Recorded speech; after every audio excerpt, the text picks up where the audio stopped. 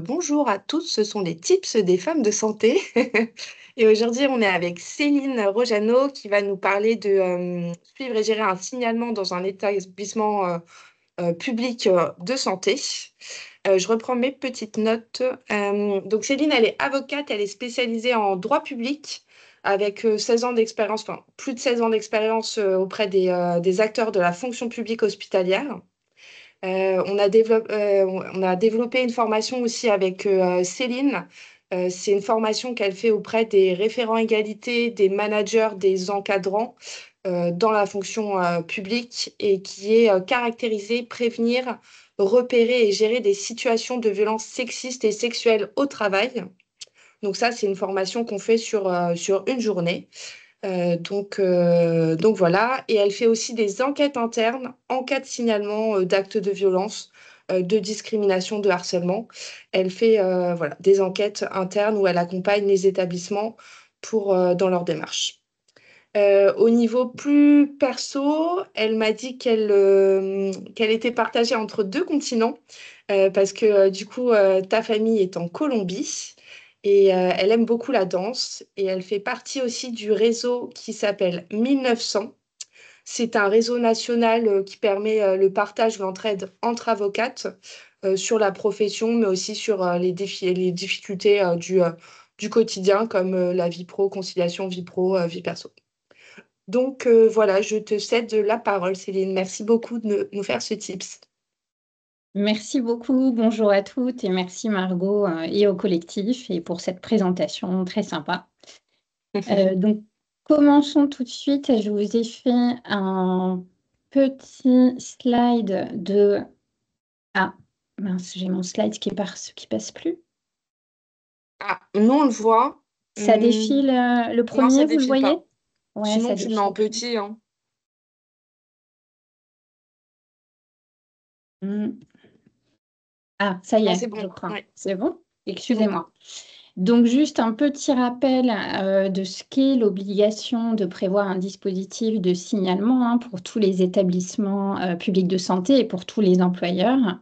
Donc, c'est un dispositif qui va permettre de recueillir les signalements des agents qui s'estiment, alors c'est très très large puisque ça vise les agents qui s'estiment victimes d'atteintes volontaires à leur intégrité physique, d'actes de violence, de discrimination, de harcèlement moral ou sexuel, d'agissement sexiste, menaces ou tout autre type d'intimidation. Et l'autre obligation, donc c'est pas seulement de prévoir un dispositif, mais c'est aussi de permettre d'orienter ces agents vers les autorités compétentes pour les accompagner, les soutenir et aussi pour les protéger et déclencher notamment la protection fonctionnelle et traiter donc les faits qui sont signalés. Petit rappel aussi, je me permets de préciser, c'est un dispositif qui se distingue de celui qui est applicable aux lanceurs d'alerte. Donc les lanceurs d'alerte, de manière plus générale, c'est les personnes qui vont dénoncer des infractions, des crimes, des délits contre l'intérêt général, contre par exemple la santé publique, l'intérêt public. Donc on est dans des cas bien spécifiques. Donc ici, je me permets de le rappeler, ce dispositif de signalement est distinct. Je vous ai remis les références si jamais ça vous intéresse. Donc, j'ai regroupé, on va dire, 4 tips, 4 conseils. D'abord, celui lié à la confidentialité des données qui vont être recueillies pendant ce signalement et le traitement du signalement. Ensuite, la nécessaire impartialité et indépendance du dispositif. La nécessité aussi de traiter rapidement les signalements. Et enfin, la nécessité de s'assurer de ce que le dispositif est connu de tous les agents de l'établissement et qu'ils puissent facilement y avoir accès. Donc, ce que je vous propose, c'est de balayer rapidement, on va dire, le déroulé d'un signalement et du traitement du signalement. Et on va retrouver ces 4 conseils tout au long. Donc, au départ, on va dire, on a un agent qui va déposer un signalement et donc les personnes référentes vont être chargées du recueil de ce signalement. La première chose ici à garantir, c'est la confidentialité. L'idée, idéalement en tout cas, hein, c'est que seule la personne qui est habilitée à recevoir ce signalement, qui va le traiter, là où les personnes, hein, des fois bien sûr, il peut y en avoir plusieurs, elles doivent être seules à avoir accès au signalement et aux éléments, donc tous les documents, les informations que peut contenir ce signalement. L'idée ici, c'est que ce ne soit pas tout le service ressources humaines qui puisse y accéder, que ce ne soit pas non plus visible, par exemple, des personnes qui viennent prendre une pause café dans le bureau de celui qui va gérer le signalement. Il faut vraiment que ce soit un accès extrêmement restreint. Alors, il y a certains établissements qui font même intervenir leur service informatique pour restreindre, de manière technique les accès. C'est-à-dire prévoir, un accès seulement de la part des personnes, qui sont habilitées à traiter les signalements ou encore finalement même aller plus loin dans certains cas, puisqu'on peut même imaginer, si c'est techniquement possible, hein, bien sûr, si vous avez les ressources en interne, de restreindre donc à 1 ou 2 personnes l'accès pour chaque signalement. Donc là, c'est vraiment idéal pour verrouiller, et assurer la confidentialité. Confidentialité, bien sûr, qui doit être assurée même en cas d'anonymat, pardon, puisque dans certains cas, la personne qui va déposer le signalement, elle peut choisir de rester anonyme. Il va falloir garantir cet anonymat tout au long du traitement du signalement. Donc ça aussi, c'est important. Deuxième conseil sur l'impartialité. Il faut absolument assurer l'impartialité et ça passe dès le départ par une vérification de l'absence de conflit d'intérêts. C'est-à-dire, il va falloir vérifier et éviter tout lien assez, on va dire, développé, hein, un lien proche, que ce soit affectif, familial ou de collègues qui s'entendent extrêmement bien ou encore un lien hiérarchique. Éviter donc le lien entre la personne qui dépose le signalement et celle qui va le traiter. On imaginerait mal, par exemple, que ce soit le supérieur hiérarchique qui traite le signalement d'un de ses subordonnés. Ce n'est pas du tout l'esprit du dispositif. Et aussi garantir l'impartialité par rapport aux personnes qui peuvent être mises en cause dans le signalement, hein. Idéalement, il faut vraiment avoir une neutralité, une indépendance. Donc, gérer les conflits d'intérêts. Ensuite, et c'est quelque chose qui va permettre d'assurer un traitement rapide mais exhaustif du signalement, c'est de garantir la qualification et l'expertise de ceux qui vont traiter ce signalement. Donc ça peut passer par des formations en interne sur comment marche le dispositif, s'assurer que la personne le maîtrise complètement. La former, par exemple, aussi à ce qu'est une violence sexiste et sexuelle, ce qu'est un harcèlement moral, un harcèlement sexuel, pour qu'elle ait les réflexes et qu'elle traite le signalement de manière efficace. Et enfin, dernier conseil, le dispositif doit être connu des agents. Ça, c'est vraiment extrêmement important, que ce soit via des affichages dans l'établissement public, même dans des lieux qui sont les pauses du personnel, même pourquoi pas dans les toilettes, hein, via l'intranet s'il y en a un. Faire des mails aussi, des mails réguliers pour rappeler aux agents ce qu'est le dispositif de signalement, comment y accéder, comment il marche tout simplement. Et aussi via le livret d'accueil des nouvelles recrues. Ça, c'est quelque chose qui marche particulièrement bien. Dès que vous accueillez un nouvel agent au sein de l'établissement, prévoir l'information sur le dispositif de signalement dès son arrivée. Ensuite, on passe au traitement et à l'analyse du signalement. Et dans ce cas-là, il arrive très souvent qu'on reçoive en entretien la personne qui a déposé le signalement, soit tout simplement pour l'écouter, soit pour lui poser davantage de questions et essayer d'obtenir plus de renseignements. Ici encore, on va retrouver la confidentialité, la nécessaire confidentialité. Il faut, dans la mesure du possible, la recevoir dans un lieu qui s'y prête, qui est adapté à la confidentialité. Donc, on évite les bureaux où les portes sont toutes vitrées, transparentes, où tout ce qui passe devant voit qui est reçu et qui est là. On évite également, bien sûr, si jamais c'est par exemple le cas d'un agent qui signale les faits d'un supérieur hiérarchique, on évite le bureau à côté du supérieur hiérarchique ou au sein même du service d'ailleurs de l'agent. Vraiment, le but, c'est d'être le plus discret possible. Et ça va de pair avec, bien sûr, l'indépendance et l'impartialité, puisque le but, c'est d'avoir un accueil et une qualité d'écoute assez importante.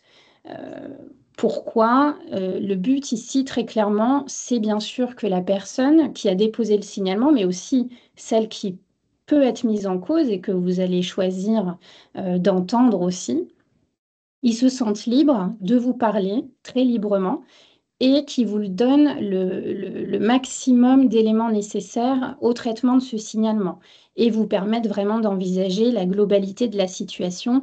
Par exemple, si c'est un harcèlement, vous avez vraiment intérêt à ce que ce soit le plus exhaustif pour vous. Donc c'est pour cette raison, bien sûr, que l'indépendance et l'impartialité de celui qui va écouter la personne est très importante. Petit conseil aussi au passage, ça facilitera le traitement pour la suite, c'est penser à faire un PV de cette audition et de le garder dans votre dossier. Ça facilitera aussi la prise de décision et donc le traitement rapide et efficace de ce signalement. Donc, je réinsiste encore sur le traitement rapide des signalements, bien sûr que ce soit de qualité et assez exhaustif. Pourquoi? Tout simplement, par définition, les signalements, on les retrouve dans des cas qui sont souvent graves, hein, puisque ça va toucher au harcèlement, aux violences sexistes et sexuelles, aux agressions en interne qui peuvent être connues dans certains établissements. Donc le but, et c'est vraiment l'intérêt de ce dispositif, c'est d'être un outil pour essayer d'apaiser les tensions au sein de l'établissement et de retrouver des conditions de travail normales, on va dire, tout en protégeant les agents. Donc c'est pour cette raison que le traitement le plus rapide possible a une importance. Enfin, donc dernier point, vous allez décider de la suite à donner à ce signalement. Là encore, on va trouver le petit conseil de traitement rapide et complet. Euh, donc, soit vous estimez par exemple que aucun élément n'est suffisant, c'est-à-dire vous estimez que l'agression qui vous est rapportée, en réalité, il n'y a aucun élément matériel qui vient la démontrer, il n'y a aucun témoignage, personne n'a vu, ou en tout cas pas d'éléments suffisants, et dans ce cas-là, vous classez sans suite. Soit, au contraire, vous souhaitez creuser pour une raison ou une autre, c'est-à-dire soit vous manquez d'éléments matériels, soit encore vous sentez quand même que la personne vous paraît tout à fait digne de confiance et que vous êtes tout à fait disposé à la croire, mais vous avez envie d'aller plus loin, par exemple, en interrogeant ses collègues pour voir si eux n'auraient pas eux-mêmes été victimes de violences ou autres sans oser vous en faire part. Et dans ce cas-là, vous allez procéder à une enquête interne. Soit enfin, dès l'analyse de ce signalement, le signalement, il révèle bien un harcèlement moral, par exemple, ou une violence sexiste et sexuelle. Et dans ce cas-là, il vous appartient de mettre en œuvre la protection de la victime et la sanction de l'agresseur. Donc, pourquoi encore un traitement rapide? Parce que vous pouvez avoir des mesures d'urgence à prendre. Ça, c'est très souvent le cas, notamment en matière de violences sexistes et sexuelles, où il va falloir vraiment très, très rapidement éloigner l'agresseur et l'agent qui s'estime victime. Donc ça implique bien entendu un traitement rapide et complet des signalements. Encore une fois, pour retrouver la sérénité partout au sein du service. Voilà quelques conseils que Margot, je comptais développer. Et s'il y a des questions, n'hésitez pas. Merci Céline. Moi j'ai des questions, mais du coup je vous laisse Sophie et Anne, si vous avez des questions, je vous laisse commencer si vous voulez. Alors moi j'ai une question. Merci en tous les cas de cet exposé qui était très, très didactique, très clair, très, très pertinent et utile. Ma question, je suis directrice adjointe dans un hôpital et nous recevons régulièrement, on n'est pas universitaire, on n'est pas un hôpital universitaire, mais nous recevons régulièrement des internes qui changent régulièrement tous les semestres.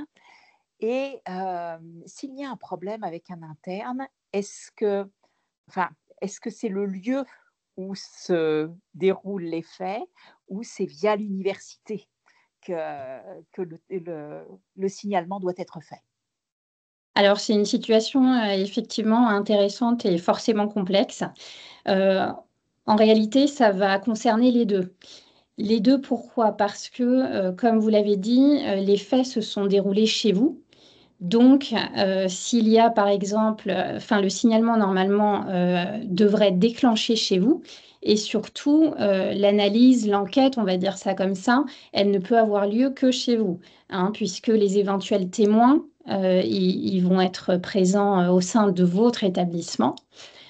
Par contre, s'il s'avère que, par exemple, il y a effectivement eu une agression, une faute, quoi que ce soit, concernant les internes, on va avoir cette spécificité où ça va être l'université qui va devoir déclencher, par exemple, les procédures disciplinaires. Mais donc ça sera son choix. Mais par contre, vous allez forcément avoir un rôle pour recueillir les éléments nécessaires au signalement. D'accord, d'accord. Ma question subsidiaire est de dire comment est-ce qu'on se coordonne ensuite avec l'université? Alors ça, oui, effectivement, vous n'avez pas comment dire, de référent similaire qui s'occuperait de ce genre de choses au sein de l'université. Alors bon, j'imagine souvent c'est quelqu'un au sein du service RH peut-être. Mais oui, idéalement, il faudrait trouver quand même un référent qui fasse le lien sur ça, hein. C'est-à-dire qui réceptionne, vous, l'alerte, hein, quelque part, qui résulte de tels faits qui ont été commis par tel interne, pour que l'université, derrière, gère la situation avec vous. Oui. Mais ça, c'est vrai qu'on n'a pas, on n'a pas de mode d'emploi tout prêt. Non, c'est écrit nulle part, je vous le confirme, malheureusement. Et c'est toute la difficulté quand on a deux administrations différentes, on va dire, deux établissements différents qui sont compétents pour gérer ce genre de situation. D'accord, d'accord. Mais ça veut dire quand même que nous sommes responsables, nous devons inciter les internes, si problème il y a, à déclarer sur Oui, site. oui, Oui, c'est ce qui me oui. semblait, mais c'est pas aussi clair que ça, je pense, pour la plupart des établissements périphériques comme le nôtre, enfin comme les nôtres d'ailleurs. Mm. Voilà. Ok. Merci. Je vous en prie. Sophie, vous avez peut-être des questions? Oui, j'ai des questions, mais j'avoue avoir travaillé dans le service public. J'ai travaillé dans une grande institution publique où on était sensibilisé à tout ce qui était harcèlement moral, sexuel. Et en tant que ma position de médecin du travail, j'étais particulièrement sensible à ça et acteur de ça. Je dirais que la difficulté que j'ai eue, que j'ai toujours d'ailleurs dans ma profession de médecin du travail, c'est que le médecin du travail devrait être partie prenante, mais très souvent, il ne l'est pas, parce que la fonction publique garde ça en fait en interne, au niveau RH, avec votre difficulté, comme vous dites, Anne, où on ne sait pas très bien qui va recevoir cette plainte. Votre idée de faire des affichages, je le retiens, parce que ça, j'ai une idée que j'avais jamais eue. Et puis, donc ça, c'est extrêmement important, parce qu'on a une obligation d'avoir un classeur où tout est écrit dans les établissements, dans chaque cas, comment on doit réagir, et tout ça doit être établi. Moi, je pense qu'il y a un manque d'information qui est énorme pour avoir quand même côtoyé et reçu des agents qui avaient subi ce genre de harcèlement. Et j'aimerais bien que ça soit plus que ça soit mieux référencé et mieux traité et mieux analysé. Vous avez parlé d'un élément pour moi qui est primordial, c'est le livret d'accueil RH. Et là, mais vraiment, si on pouvait insister, le nombre d'établissements publics et même privés, hein, où ils oublient cette première phase d'accueil où tout ça doit être bien dit, parce qu'après, on a des catastrophes, des agents qui sont paniqués, qui ne savent pas, ils se disent c'est peut-être normal, enfin, la normalité n'existe pas, mais voilà, on a un manque, et il y a une sous-déclaration bien évidemment, même s'il y a une augmentation, puisque enfin la parole se libère, mais il y a une sous-déclaration qui est énorme. Ce n'est pas vraiment une question, c'est vous remercier en tout cas ce que vous avez dit qu'il faut qu'au niveau de l'accueil RH, ça fasse partie des points essentiels. Ouais, mais c'est sûr que le lien avec la médecine du travail, ça remonte régulièrement. Parce que bien sûr, vous faites partie intégrante, des acteurs. Enfin, vous pouvez être, très souvent, les acteurs privilégiés, hein, auprès desquels les agents vont se confier. Et effectivement, s'il n'y a pas de lien avec, les services, on va dire, plus liés à la direction, ça va faire que c'est des traitements qui ne vont enfin, des signalements, pardon, qui ne vont pas être traités. J'aimerais avoir votre avis par rapport à ça. Est-ce qu'on peut avoir une sorte de levée du secret médical? C'est très compliqué. Il faut que ce soit l'agent qui le fasse. Moi, en tant que médecin, je ne sais pas si je peux lever le secret médical. Non. Non, non, vous ne pouvez pas lever le secret médical. Par contre, vous pouvez, dans la mesure où vous êtes censé conseiller l'établissement, hein, dans lequel vous êtes en termes de risques psychosociaux. Donc, il y a les formulaires, hein, enfin les fiches dont vous parlez, mais il y a aussi, si vous constatez, par exemple, que dans tel service, ça fait quand même 3, 4, 5 personnes qui viennent vous voir, il faut leur signaler. Sans lever l'identité, ça, vous ne pouvez pas. Et bien sûr, avec toute la mesure, c'est évident que si, c'est un service qui compte que 5 agents et que vous parlez de celui-là, bon, ça va très facilement être identifiable. Mais bon, ça, c'est des cas un petit peu, particuliers. Mais, oui, vous devez le signaler, sans toutefois lever, le nom des personnes, hein. Il y a qu'elles qui peuvent le faire. Merci. Est-ce que l'interlocuteur privilégié, entre guillemets, enfin, en tous les cas, la personne vers laquelle on va orienter systématiquement, ça va d'abord être le psychologue du travail? Oui, c'est souvent des psychologues, voire psychiatres. Ça peut être des associations. Je ne sais pas si sur votre territoire, vous avez des associations, spécialement implantées ou qui ont une renommée particulière, pour les agressions aux femmes, hein, par exemple. Enfin, ça, c'est un exemple parmi d'autres, hein, mais ça peut être des associations aussi. On a sur notre établissement un accueil de violences, enfin oui, de violences faites aux femmes et de violences intrafamiliales, mais là, c'est un contexte particulier. Enfin, là, c'est vraiment Mmh. entre, enfin, quoique, oui, il y a, il y a les violences entre deux personnels, et puis ensuite, il y a des Bien sûr. violences qui sont faites par des patients au personnel aussi. Oui, oui, oui, aussi. Oui, alors ça, effectivement, hein, ça va être, psychologue, personnel, médical, après on passe au service, de police, ce genre de choses, hein. Oui. Mmh. Mais service de police, on n'incite pas systématiquement la personne à aller porter plainte. C'est censé être dans les informations, qui lui sont, données, hein, pour, quand il y a un signalement qui est déposé. Normalement, il faut être assez exhaustif dans toutes les possibilités de protection et oui, le dépôt d'une plainte, bien sûr, c'en est un. D'accord, Après, ça reste pareil, hein, ça, c'est à la discrétion de chacun. Il y a beaucoup de victimes qui le font pas ou pas tout de suite. bien sûr. On avait eu, pour information, le témoignage d'un établissement, qui lui mettait, directement la communication concernant justement le dispositif, sur les fiches de paye. Comme ça, les personnes voyaient directement. Enfin, quand c'est possible, parce que maintenant, c'est fait par des logiciels, donc des fois, c'est plus compliqué. Moi, j'avais une question sur, enfin, tu as parlé de traitement rapide, ce qui me paraît logique, parce que des fois, il y a des situations de danger immédiat. Est-ce qu'il y a une durée à avoir ou, enfin, c'est 24 heures, c'est quoi? Alors, c'est pas prévu, à la différence du dispositif lanceur d'alerte où il y a des délais. Celui-là, il n'y a pas de délai, hein. Les textes n'imposent D'accord. rien. Maintenant, alors c'est beaucoup de cas par cas, c'est évident, hein. Il y a des signalements, ça va mettre en cause un fait, deux personnes, donc ça peut aller assez vite. D'autres, ou surtout si l'établissement choisit de faire une enquête et qu'au final, 30 personnes sont entendues, que ça révèle 10 agressions supplémentaires.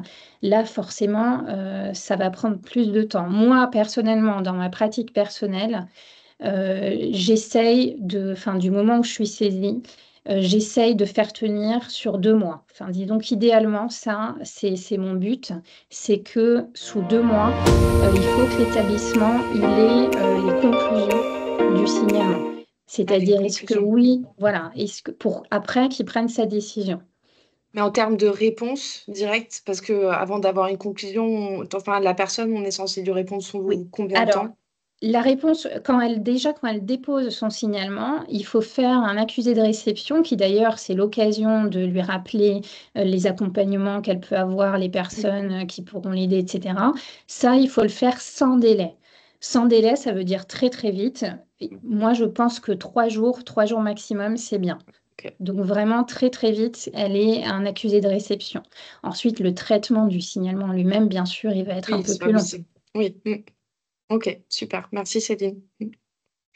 Est-ce que vous avez d'autres questions, mesdames? Je vois qu'il est 13h02. Est-ce que c'est bon pour vous? Enfin, pour avoir vécu ça, un petit pointilleux, c'est que très souvent, moi j'ai des agents qui sont venus voir en parlant d'harcèlement. Et je leur dis de faire extrêmement attention avec la terminologie, parce que je leur dis qu'un harcèlement n'est qu'un résultat après une enquête de police ou une enquête et un jugement. Et très souvent, j'essaie de refaire formuler. Donc, c'est simplement que je voulais dire ça. Voilà. Eh ben, merci beaucoup, Céline. C'était hyper intéressant. Et du coup, on mettra le replay sur YouTube. Voilà, je le ferai passer, mais hyper intéressant. Merci beaucoup. Merci à toutes. Merci, mesdames. À bientôt. Au Bonne revoir. journée. Bonne journée. Vous Au aussi, revoir. au revoir.